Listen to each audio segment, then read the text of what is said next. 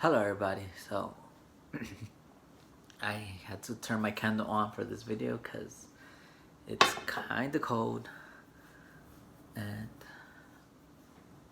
yeah, I haven't slept all day, but all night. I haven't slept all night, but I'm trying my best to go to sleep. So I thought I made a good video, which I'm pretty sure maybe I made already, maybe I didn't, but I feel like I made a video already, or I feel like I talked about this topic before, but I'm not quite sure. I need to Google, I need to YouTube search my own videos to remember. But maybe I mentioned some parts, but I didn't mention the whole thing. So this is about how I overcame my addiction to sex. Um, so I thought I'd make this video because my cousin's an addict. Sh- Um, my cousin is a drug addict. Um, what do you call a drug addict? I don't know what you call it in the mental health system, but it's something. I forgot the name. I can't recall it right now. But um, addiction's very difficult, and my cousin was talking to me, and I was like, oh my, like, there is so much you could do for a person. Only a person can help themselves if they really want to help themselves.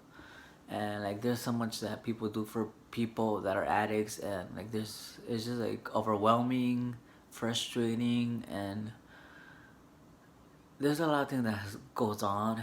If you've dealt with any type of addict, you'll know that it's difficult. You know the betrayal, you know the sadness, you know the whole situation. So if you're an addict or you have a family member that's an addict, you understand how difficult that situation is, and how I don't know. For me, like, there's no right or wrong. Like, it's just a situation that's very difficult to deal with, and everybody has their opinion. Like, I'm gonna give a quick sample. So, like, if you if you try to help your loved one that's an addict, you know how difficult it is to help them and to overcome that. And like, maybe they're doing good for 2 years, and then they relapse within like those, like, maybe after 2 years.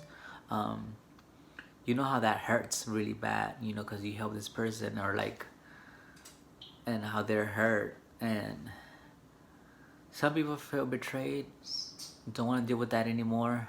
Some people give second chances. Everyone's opinions is valid. Everybody's opinion is valid, and you know, you have your right. You have the right to feel however you feel. You know, this situation is very difficult. So, um, I thought I wanted to share my story about how I overcame my sex addiction. Um, so for one, I have mental health issues, and that's part of my health addiction. That's part of, like, that's a problem with my health addiction, having mental health issues. So the number one step to getting for me to help me overcome my addiction was for sure get mental health help.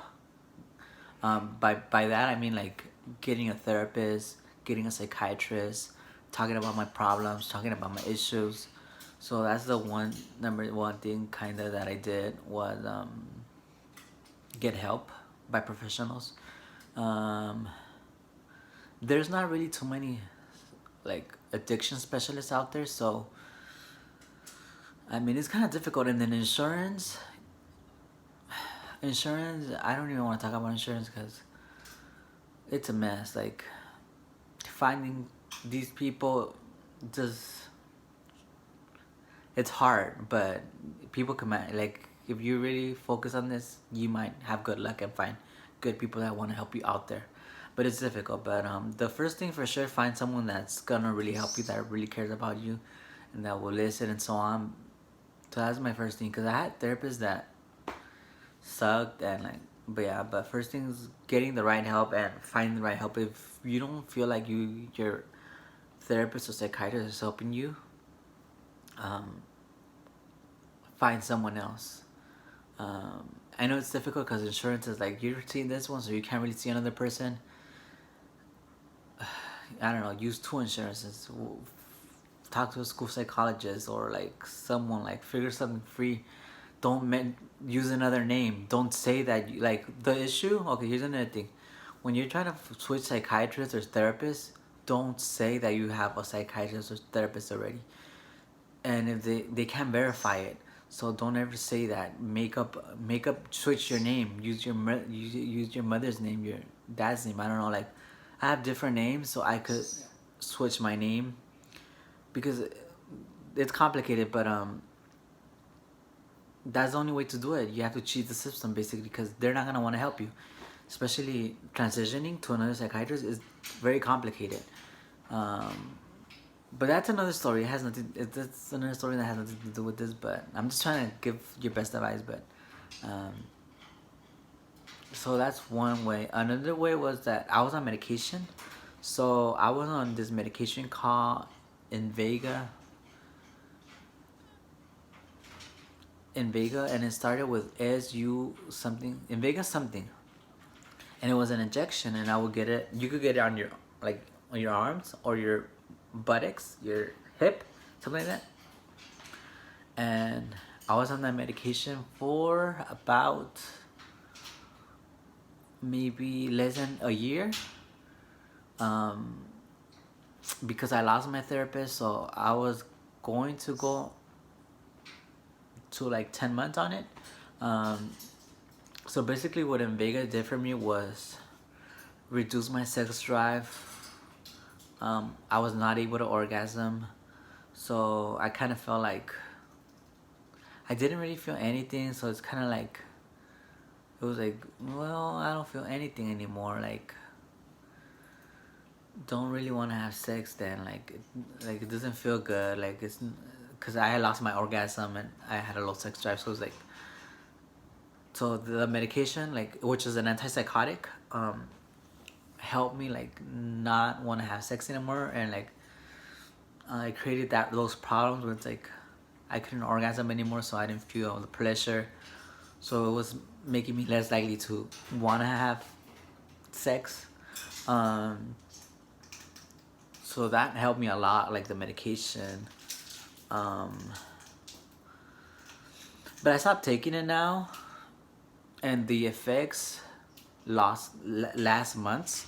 So like even though I've been on them off the medication since August, we're in November already. I still feel like I can orgasm. Like it's very difficult for me to orgasm and enjoy it. So I don't really enjoy it still. Like um so since I don't really enjoy it, I still kind of don't want to have sex. I'm like not really. I don't want to have sex. So I don't have sex. So um yeah, it's been like what September, October, November, like 3 months, and I still kind of can't orgasm. So that's what helped me with my addiction. So those two things. I had another reason for, um, but I can't think clearly right now. Apparently, I forgot about the third reason. What's the third reason that helped me with my addiction? Oh, okay, okay, this one. So, um, one of the one of the things that really scared me about my addiction, one of the things that like that also made me want to stop having sex is STDs and HIV. Mostly STDs. I was like, I don't want to get an STD, and I felt like I had an STD. Like back in December, like I feel like all the time I was like, I feel like I have an STD. I feel like I have an STD. I would tell myself like I feel like I have an STD, and like I would get tested, and to me like I was like in my head I was becoming delusional. I was like, what if this test is wrong? Like I feel like this test is wrong. Like I feel like I have an STD and this test is wrong. I'm like, what if I? And I waited like, so when I had like sex, I waited like 4 weeks, just to make sure like because you know how it's, I don't know if they say it could take a while for the CD to show up on your system, but I'm like, I'm gonna wait till I get tested so it could really show, you know? So I waited a while before getting tested, and like I think 3 weeks or something like that, and it's just negative. So I was just like paranoid, and like I felt like I always wanted to get tested. I'm like, I need to get tested. I need to get tested. Like, this is making me sick. It was messing with my head, and I just felt so frustrated. And then yeah, I was just like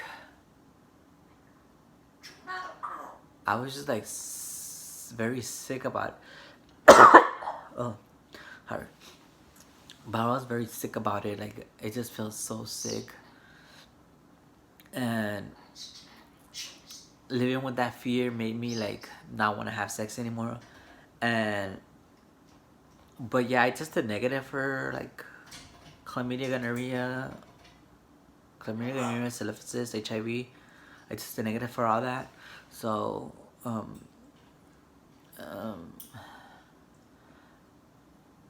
so I was happy about it. Kind of like I was relieved. Like, I was like, okay. Um, I'm losing my thoughts right now. But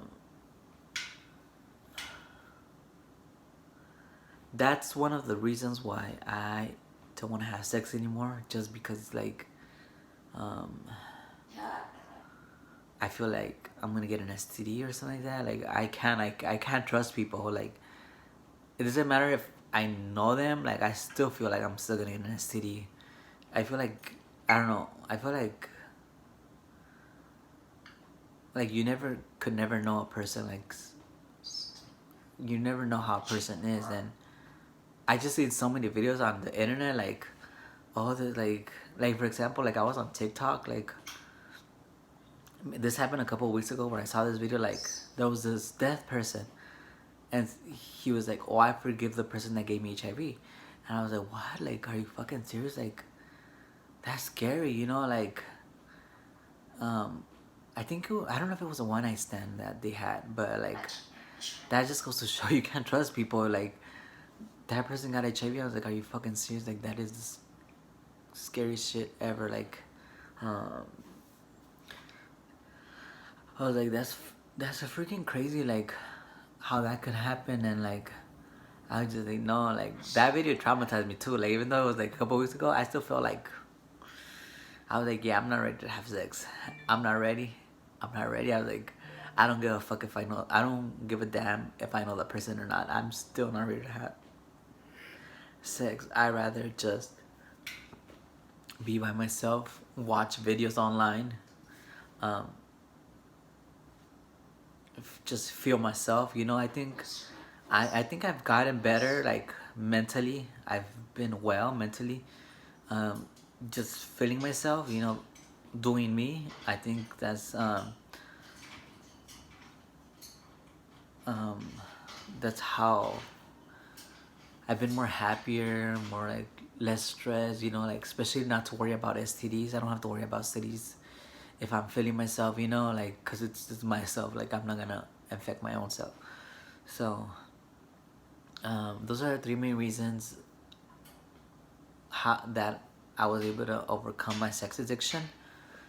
Um, I don't know if this video is gonna help anyone out there, but um, I hope it, like, I can't really say I hope it helps you, because it's like I don't, like, I'm not suggesting you take medication, um, because I don't know the answer. Like, I don't know the answer to addiction. No one knows the answers to addiction. Um, Addiction is a very hard battle, and like, you know, many addicts share their story, and everybody's story is different. Some people turn to religion. You know, religion helps them overcome their addiction. So for me, religion was not one of the reasons why I overcame my sex addiction, but I know for a lot of addicts, religion helps, like, turning to God, um, has helped them overcome their addiction. So, um, So yeah, like this is just my advice. Maybe it might help someone, maybe it might not, I don't know. But if anybody know, like, um knows how to say it. But yeah, addiction's hard, and I overcame it, and I still have like those fears where I'm like, I still have like those how do you say, like those urges, like where it's like, oh, I want to have sex, I want to have sex, um, and then I'm like, um, and then I watch porn, and then I feel like, okay, I get over it. Like porn helps me get over it. Like for me, like getting over my addiction. Um, one another thing is watching porn. Like porn helps me like have like sex. Yeah, so like um I watch a lot of porn, like, and it's frustrating because like porn is not the same thing, and like it's like I have to go through a lot of videos like to masturbate. Like I watch like maybe 30 videos, like I'll go over 30 videos.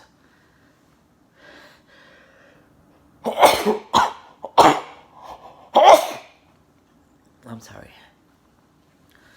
but I shouldn't sneeze in my hands, but it's not like no one's gonna touch me. But like I have to go through over like 30 videos to be able to stimulate myself, because other than that, like I can't just watch one video. I have to watch like multiple videos. um but yeah, that's it. That's how I wanted to share it. I know this, like, trust me, this making this video is uncomfortable for me, but like I said, I think it might help some people understand addiction more. um Again, like I mentioned this, like I made a whole video about this topic, but I forgot what to talk about, and I forgot it. I don't want to upload the video just because I'm embarrassed by it. But I think I talk about something. I think it's the same topic. I don't know, but I mentioned how maybe it might have been bipolar, that like because I had a lot of unwanted sex. I had a lot of sex, and it was due to because like I would get these urges, and I would have like these manic episodes, and I would like have like do this or do that, and it was because I would have manic episodes, and it's very hard to overcome that. And so far, like all these months, I've been able to overcome that. I've been able to like say no, or I would have been like stop. And I've been able to control myself, and it's like a very hard thing. And like a lot of times, I do think about it, like, is this my breaking point? Am I gonna relapse? Am I gonna mess up? And I just get scared. So I still get scared that I'm gonna relapse. Um, but I've been doing good like these couple of months, and I'm happy about it, I guess. So yeah, that's it. Thank you for watching.